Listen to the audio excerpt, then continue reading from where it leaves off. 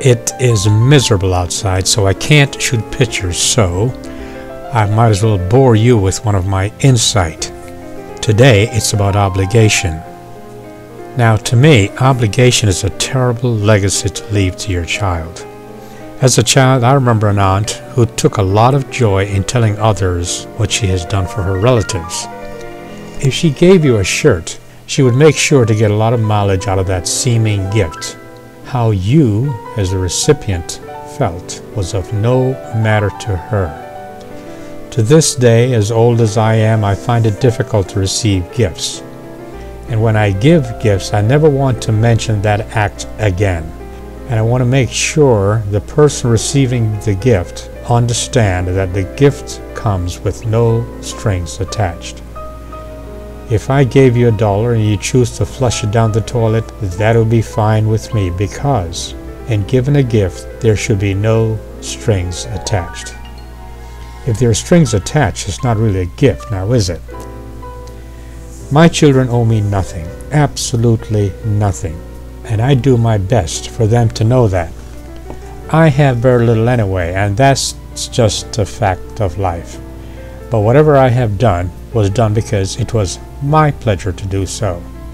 They, my children, are not here as my slaves, nor are they here to take care of me, and they're certainly not obligated to me in any way. Parents have a tendency to lie to their kids and say such things as, "Well, all I want for you is your happiness." Those are the words. But let that daughter bring home a man beneath her parents' standards and listen to the objections, subtle and otherwise. And let that son not perform up to expectation, and he will hear about it. Some parents are not interested in what makes their children happy, just that their children become what makes them, the parents, happy. In this hemisphere, the one mantra that is drilled into children's head is to honor their mother and their father, to obey, do what you're told, live your life obligated to them forever. Parents call this love.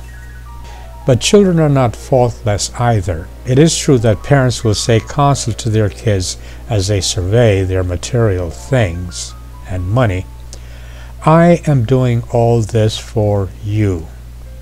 They may even throw in a bit of guilt by adding that you will not suffer as I did.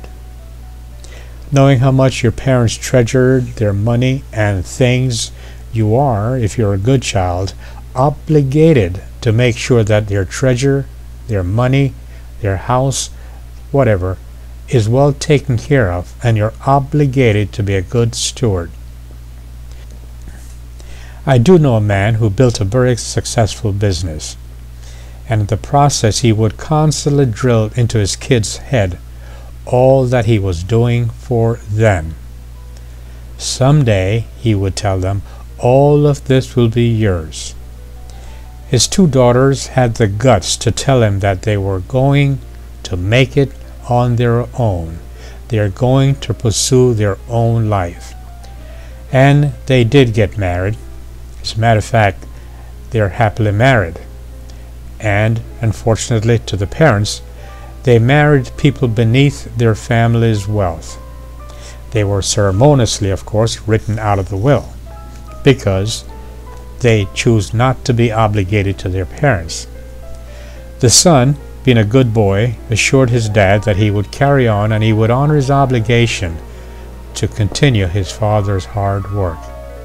Well, as the story goes, right after his father passed away, his son inherited it all. The business, which he had absolutely no interest in running, his mansion, which he hated because to him it all represented verbal abuse that he had to take while he was in that house, and of course he inherited his father's money. The good son promptly sold his father's business, his father's house, and he spent his father's money as if it were water to be wasted. About 6 months after his father died, the son was flat broke, but he had a great time buying all kinds of things and spending his father's money. Eventually, of course, his sisters had to take him in and had to take care of him. Obligation is a terrible legacy. Both my parents are gone now. From my father, I have a picture of him on my desk. I truly love that man. From my mother, I have a ring she wore and is now around my neck, sometimes. I thought she was a very, very smart lady. But they left me no obligations that I was not willing to pursue because I think, instinctively, they both knew that obligation is a terrible legacy.